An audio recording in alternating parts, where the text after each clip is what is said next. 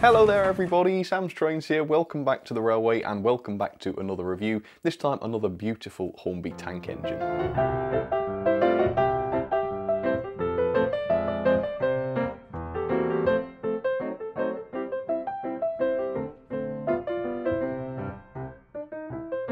So the Oxford Rail Adams radial tanks were beautiful models, they looked fantastic and they were super affordable, but really unfortunately they were dogged with quite a lot of performance issues. The non-driven wheels were not correctly sprung, so that on some layouts at least, the driving wheels would actually be lifted right off the track and they'd just spin and the loco would go nowhere.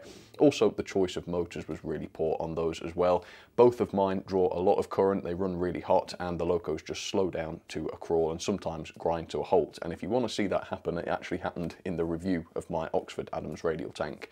The good news is though that Hornby, as you can see here, have also produced an Adams radial tank, more or less at the same time as Oxford's. Now theirs is much more expensive, it has an RRP of £140.99, which is about £30 more expensive than the Oxford's. So the price is higher, that's for sure, but is the loco any better? Well, we're going to try and find that out today. The good news is, even better news, Hattons have these on sale. You can buy the Hornby version now for as little as £79. And if you want to check that out, I've got an affiliate link in the description. Today though, I've never seen one of these. I've never reviewed one. I've always looked at the Oxford ones, never the Hornby. So this is going to be super interesting. Exactly the same class, but from a different manufacturer, produced more or less at the same time. This should be fun. Okay, let's get it out and find out. So, I absolutely love the Adams radial tanks. Look at the wheel configuration, that's a 442, very, very unusual, beautiful shape. I absolutely love it. As soon as I saw these for sale from Oxford Rail, I fell in love just looking at them. The problem was though that I just couldn't get a good one. Like I say, both of my Oxford ones just didn't run properly and it made me fall out of love with the class. I just associated them with motor failures and wheel slip and all the other bad stuff. Now Hornby are renowned for their excellent mechanisms, which is why I'm so excited today, because provided they live up to their reputation with this, we might actually get a super performing Adams radial tank. At the moment I genuinely don't know. I can't remember ever seeing one of these run, at least not in person, so I don't know what this is going to be like, so really looking forward to finding out. Anyway, let me show you the end of the box. So the version I went for is our 3422. It's a Southern Railway version, 442T. Adams radial, and mine is 3125. And as you can probably tell by now, yes, mine's in the Southern black. Not a livery I've had before. I've had the EKR green, I think it is, and the BR black. Never the Southern black, and I do love the sort of yellow Southern Railway lettering. I think it looks awesome. If I turn the box over then, you can see that this is a 415 class, also K. Never known that these were classified K before, which is interesting. In the middle, there's a brief history of the class, so as always, pause and read that if you'd like to, but I will give you some history of the Adams radials in just a second. And then on the far side here, you can see we have the drawing that Hornby presumably did during the design phase of the model, dated 2014, so it's getting on now, 6 years or so. Same with the Oxford ones, really. I don't know where the time's gone, and that's starting to sound worryingly like an old man, isn't it? But no, it's true. Right, let's do this then. Let's slide this off. The £140 tank engine reduced to 79. What is this going to be like? Obviously, we're expecting £140 features on this because some people have paid that for these. Well, maybe they have. Okay, here we go then. So the Adams radial operating and maintenance instructions. There they are. Unusually glossy paper from Hornby, actually. Yeah, odd. Anyway, lubrication, this is the standard issue stuff. You can see we do have a very different looking mechanism here. The worm drive appears to be mounted directly to the motor, whereas with the Oxford ones, I'm pretty sure there's a drive shaft. Body removal, yeah, that looks reasonable. Again, different to Oxford. Looks like there's a screw through the chimney this time. And fitting accessories, if included, it says. So maybe some variants didn't need accessories. Well, I can see a couple of detail bags in mine, so obviously they are necessary and included with this one. So let's get the sleeve off and take a look at some of them. So yes, 2 detail bags, possibly even 3, no, 2. So the first one, as you can see here, has the coupling, presumably for the front, and also what look like a couple of vacuum pipes. So that's nice. The instructions did show how to fit those, which is good. And in the other one, very obviously, it looks like brake rigging to me. Yeah, seems to be. So that's quite good, actually. They're not fitted as standard, which means I'll be able to easily take the thing apart, hopefully, and find out what sort of mechanism this has got. But we shall see. We shall see. Right. Are you ready then? Shall we open up the box to find out for sure what this thing's like? All right. I'm interested to get it on the scales, find out if it's heavier. Is there the same amount of die cast on this as there was on the Oxford one? So many questions. Okay, so I can see the finish looks lovely. Really nice. A sort of, what would we call it? It's halfway between matte and gloss. I think you call it satin, and it seems to work really well with model railway stuff because it's obviously not quite so overbearing as the gloss is. Anyway, let's lift this thing out. Wow. Core blimey. I tell you what, it's not lighter than the Oxford one. It certainly doesn't feel that way. In fact, good grief, we've got a die-cast boiler. We have an actual die-cast boiler on this. Now, the Oxford one, I believe, had die-cast tanks and maybe even a die-cast coal bunker. This one's got the full die-cast boiler. That is very, very impressive indeed. Okay, so mechanically this looks very different. We actually have a fully articulated rear bogie here. Maybe articulated is not the right word. It pivots, as you can see. So hopefully we'll get some vertical movement on that. That would be nice. And the front bogie is very nicely sprung as well. And I can also see pickups on it. We have pickups on, I think, all wheels except the rear pony. So mechanically speaking, this is looking really, really strong. Wow, exciting. I'm really looking forward to this now. So I will weigh this, I will look at some of the details and report back to you. While I do, here's a little bit of history on the class. Designed by William Adams, these engines were first built in 1882 and they sported that unusual 442 wheel configuration. Also known as the 415 class, the engines hauled suburban passenger services on the LSWR and then the Southern Railway, and later on even under British Railways in some cases, although most of the class were scrapped shortly after the First World War. 71 were produced in total between 1882 and 1885, but as I said, only a few of these did actually pass into Southern Railway ownership. Most were gone before 1930, having been replaced with more modern engines, the Drummond M7 being one of the early ones, of course. One of the class survives in preservation though, and it is housed at the Bluebell Railway and it's number 30583. It hasn't been in operation since 1990, but it is awaiting overhaul. So there it is then, up close and personal for you, the beautiful Hornby Adams radial tank. Even sounds strange saying that. Yeah, for the money I paid, I'm thrilled to bits with this, but there are one or two problems I think I'm going to have to talk about. I think if I'd paid the RRP though of £140.99 or, you know, 10 or 15% within that, I wouldn't be all that happy. But at least on paper, the quality of this version seems to be much better than the Oxford version. So first things first, the weight. This weighs in at 236 grams, which is indeed very heavy, much more so than the Oxford version. This is some 40 grams heavier than Oxford's. The reason being the die-cast boiler, which I think is a phenomenal feature, really, really good, great justification, of course, for the high price tag. And also the side of the water tank there is also die-cast. The Oxford version had a die-cast coal bunker as well, but on the Hornby one, that is just made of plastic, which is fair enough though, because obviously it's not over the driving wheels. The parts above the driving wheels are metal, which makes sense, and that's pretty smart. It must be said though that the running board on this loco is plastic, whereas it was metal on Oxford's, but as I say, Hornby's is heavier overall.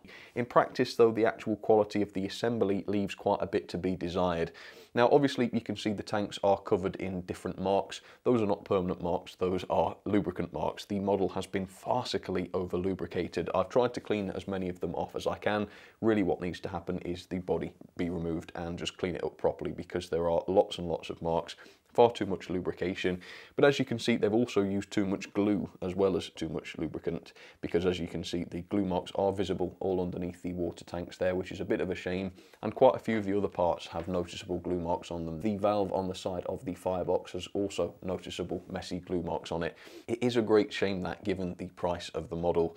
Now as far as the finesse goes compared with Oxford, there are lots of features on this loco that are much better. For example, the axles are hidden on the wheel set, as you can see there, very different to the Oxford version, which had very noticeable visible axles that hadn't been covered up. Also on the Oxford version, the chassis block was visible underneath the boiler, which wasn't dreadfully realistic. On the Hornby, you can see that is not the case. We've actually got detail there instead of the unrealistic chassis block, which is great to see. In some areas though, Oxford wins. I mean, look at the Hornby cab. You can see it's okay, but we don't have any paintwork on the gauges, and we don't have the transparent acrylic used on the water gauges. The Oxford cab is much better. We have the fully printed gauges there, and the water gauges are more realistic looking, so Oxford win that by far. And on some of the finer details, the finesse on the Oxford version was much better. I mean, if you look at this rod, see how nice and fine that is. Cut to the Hornby version, yes, it's bent and a lot thicker and not that convincing looking. So it's a mixed bag. You can't really say which is better. I would say, like, I think what I said before was the most accurate. On paper, Hornby's was better. If it had been assembled more competently and some of the details had been upgraded slightly, I think Hornby would win it outright. But yeah, it's not 100% clear cut, is it? Anyway, let's take a close look. So the decoration's very good. Obviously, there's not a great deal of it on this loco, but you can see the Southern logo there, very nicely done, perfectly applied, really. Same with the running number on the coal bunker, which is just fine. The centre splasher has been lined, which looks beautiful, actually. That's a nice splash of colour on an otherwise all-black loco, which I like very much. And the buffer beams also have the running number applied to those as well. Besides that though, that is more or less it. We do have quite a lot of nice details on this. As you can see, the cabs are fully glazed with nice flush glazing pieces. Very good, are they? They look fantastic. In front of the cab, you can see we have the separately fitted whistle and the pipework that goes along with it. That might be made of plastic. It doesn't look dreadfully metallic, but I would say it's reasonably convincing as far as whistles go, which is good. And as you can see around the smoke box area, we do have, are those going to be clack valves?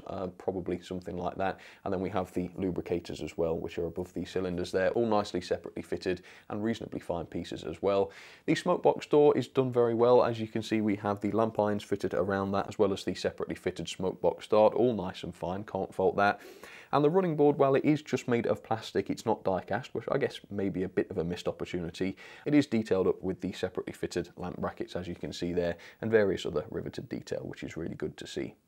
The model is complete with lots of metal separately fitted handrails, as you can see on the boiler there, on the sides of the cab and around the entrance to the cab, even though they're a bit gluey. It's a bit of a shame that. But no, that's nice to see. And the coal, as you can see, is nice and realistic, probably removable. I believe the decoder goes under there somewhere. So yeah, I imagine it is removable, but I'll have to consult the instructions on how we actually take the body off or get to the decoder socket, but I should think it's reasonably straightforward. Around the back you can see a whole host of separately fitted details. We've got loads of lamp brackets there, another vacuum pipe pre-fitted, and then the nice shiny buffers on the buffer beams, which are, by the way, nicely sprung. Let me demonstrate that. They've got quite a bit of resistance to them as well, which means if you were to use sort of real screw-link couplings, you might actually be able to use those buffers realistically, which is pretty good.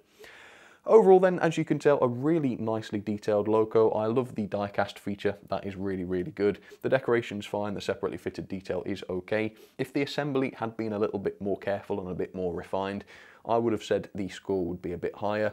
Overall though, it's difficult to complain too much about this. It looks fantastic, doesn't it? Big moment though, it looks beautiful, so did the Oxford, but how's it going to run? That's the big clincher, so let's get it down onto the track and do its first ever run. So there she is then, the beautiful Hornby Adams radial tank, down onto the track, ready for its first ever test. I will be running it in just a second, but first of all, here's a little bit about the mechanism. Motor then, first of all, I couldn't find a lot of information on this motor. I don't know whether it's a 3 or 5 pole.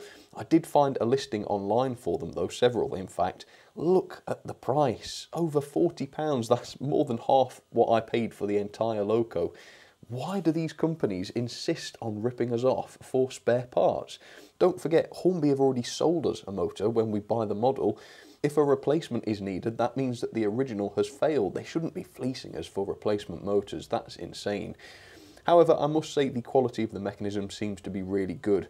8 out of 10 wheels pick up on the model, which is fantastic. The front bogie has all pickups on the wheels as well, which is wonderful.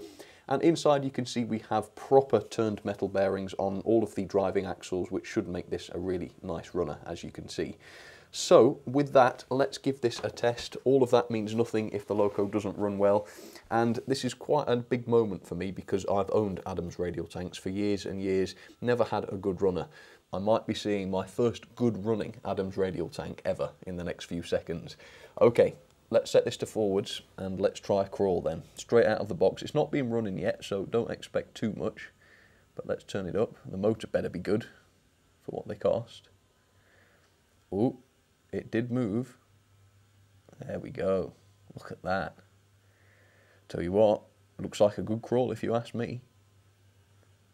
Look at that. That is very good. I've got a good feeling. I'm a bit worried about turning it up because that's normally when the Oxford ones give you jip. They speed up, then they get hot, and then they slow back down again. Hopefully this one won't do that. And look at that crawl. I shouldn't spoil this moment by talking about the Oxford one. Yeah, it's a good crawl. Let's go 50% speed then. Oh yes. I'll tell you what, folks. This is a nice runner. It's reasonably loud, although it might get quieter as it sort of runs in.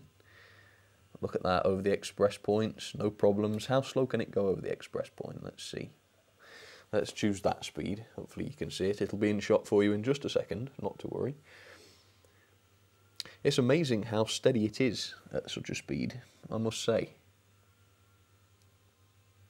It's very impressive indeed, that is. Very, very impressive. I'm happy with this. Good performer.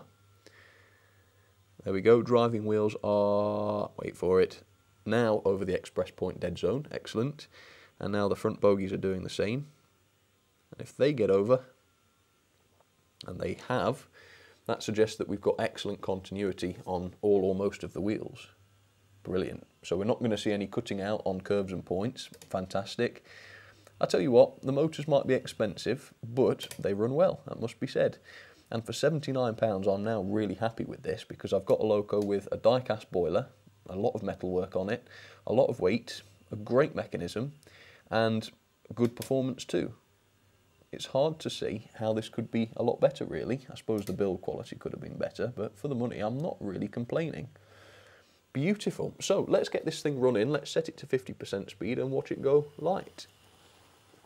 So that is running at a great speed, not too fast, not too slow, very moderate at 50% there. Seems the gearing is very sensible. It's certainly not too fast, which means at the slower speeds it's got enough torque to do a good crawl. That's exactly what you want. So brand new, straight out of the box, no running in whatsoever, and it's running beautifully. Why don't we get that every time? Very refreshing indeed. So that's really impressive. What a good performer. I'm going to leave this to run in then about 25 minutes in each direction. I will come back and then we'll couple her up to a load and see how she hauls. Okay, so that run in was an absolute pleasure. It's been going now for a good hour, well perhaps a bit less, about 55 minutes. It's not grown red hot, it hasn't slowed down, it hasn't cut out on the gradients because the wheels have been lifted off the track. It's been absolutely perfect, no derailments, no nothing, absolutely superb. Really, really happy with this one. So, straight out of the box, the crawl was phenomenal. Is it still able to do that now that it's been running? Let's see. Yep, the answer seems to be yes. Can I go any slower? Yes. So the crawl is just fantastic, it really is. Let's try it forwards. It did seem to be a bit better backwards if anything, but we'll try it forward. Well, as you can see, it's now much better forwards as well. I mean, when would a Loco need to go slower than that? And as you can see, it's reasonably smooth at that speed as well, which is fantastic. It's also really powerful. I've measured 0.27 newtons of pulling force on the drawbar, which is like double the Oxford Rail Adams radial tank.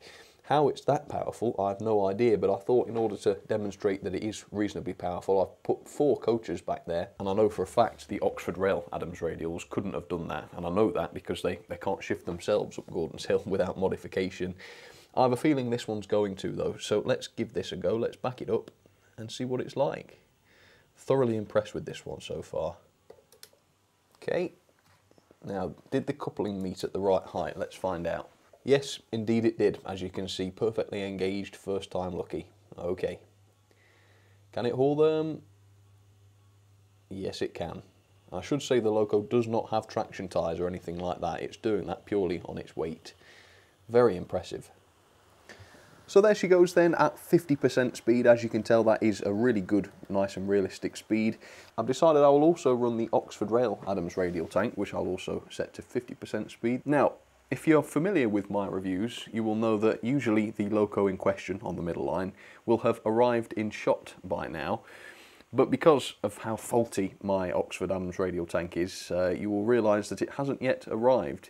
It is coming, but very slowly. Now, of course, I realise, yes, the Adams radial tanks are designed to run slowly from Oxford. They do say on their product description, yes, they're geared to run slowly. But I think any passengers on board this particular train will have died of old age long before the thing actually got clear of the station platform. I think it may have stopped now on the points.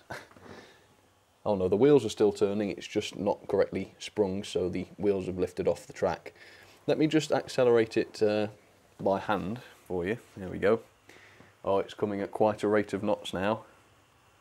And at 50% speed, the Hornby one has now completed an entire lap in the time it's taken this loco to do about a 16th of the layout. And as you can see, it cuts out on the express points too. They're just very, very faulty, and both of mine run like this. Horrendous. Let's turn it up to full speed. And then on the inside line, I have another Hornby loco. This is the M7, the loco that helped to replace the Adams radial tanks in real life. So there that goes. Also with 4 coaches, quite a good pull of that one as well. And with that, enjoy the running session, see which other southern region locos you can spot, and there is an odd one out. So let me know what that is in the comments. And in true Hornby fashion, this loco is running beautifully. Absolutely beautifully. The Oxford's a bit faster now, but don't forget that is at full speed. I love Oxford to bits. I think they've produced some amazing models at even more amazing prices, but I think even they would probably admit, if asked, that their Adams radial tanks were not good runners. And I've had a lot of comments and messages saying the same. But look at this one go. So quiet, so strong. Yeah, I mean, it's expensive, but you get what you pay for.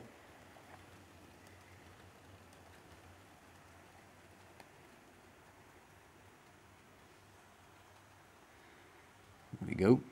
It's amazing, the Oxford one is still a bit slower, I would say, than the Hornby, even though it's at full speed. I don't know what that's doing to the motor.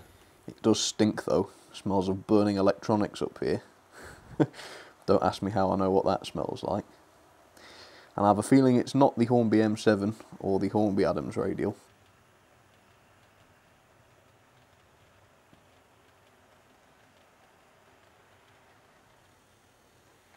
So here are my ratings then for the beautiful Hornby Adams radial tank. The level of detail was very impressive, so I've given it 4 stars. In some areas it beat Oxford in my opinion, in other areas not so much. For example, its cab detail wasn't that great, and a lot of the metal details such as the whistles and the pipework were made of plastic, and I've noticed in some of the close-ups also that some of the paint isn't perfectly applied onto those, so a bit more metal work on the actual detailing would have been great.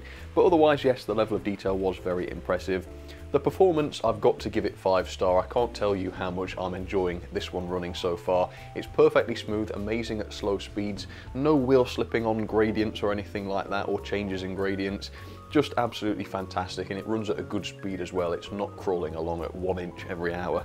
It's a superb runner, I've got to say. The pulling power is immense as well. This can haul 18 coaches as a result of being able to haul 0.27 newtons of pulling force, which is double Oxford rails, double. And that's even more than locos such as Hornby's B17, much larger locos. The pulling power is amazing. So is the mechanism. I've given that 5 star. We've got full bearings, really nice, obviously a good quality motor, and also more pickups than Oxford's as well. As I say, 8 wheels on this loco pickup. The mechanism is phenomenal. The quality, if anywhere, is where this loco falls down a little bit. Obviously, generally speaking, the quality is very good. There's a lot of metal work, the mechanism's fine, the detailing's good, but unfortunately the assembly left quite a lot to be desired because there were so many glue marks on multiple components, separately fitted parts, handrails, the side tanks. Unfortunately, it was quite a mess. It's a real shame about that, I've got to say. Otherwise though, yeah, it's very good, very heavy as well, heavier than the Drummond 700 class, plus it's tender. Very heavy, so quite impressed with that, but not 100%.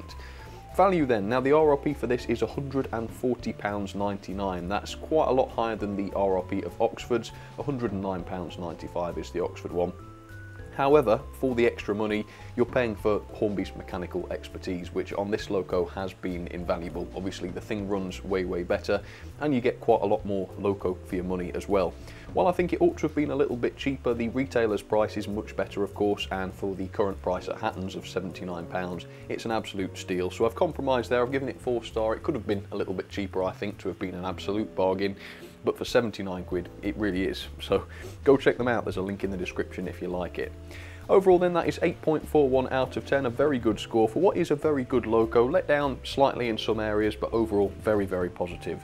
Into the logbook it goes there we go, 7th, just above the Hornby TTS Tornado and below the Hornby Princess Royal. Yeah, that's well deserved, I think. Very impressed.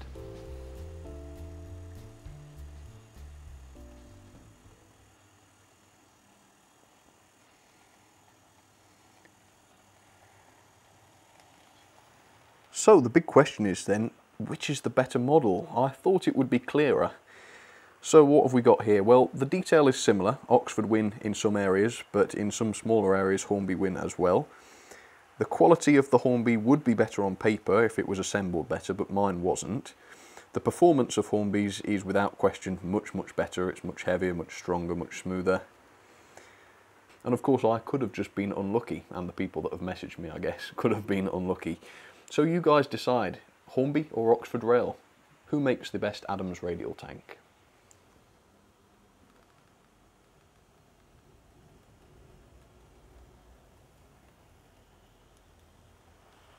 I've put the Oxford back down to 50% again, see if it's just kicked itself back into life. Sometimes when they warm up, motors can run a little bit better. The Oxford ones don't seem to.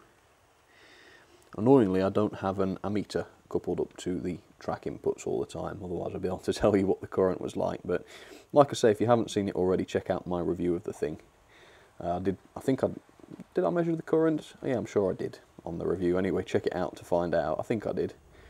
As you can see though, back down at 50% speed, it's gone back to its ridiculously slow speed running. So I don't know what's doing it more damage. I would expect turning it up to full speed and forcing it to go a bit faster would be worse for it, but to be honest, I'm not that bothered what happens. It's fairly well knackered, I would say.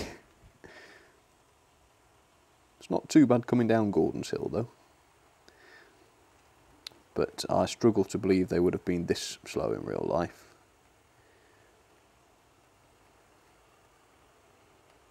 Yeah, perhaps that's not as bad as it was though.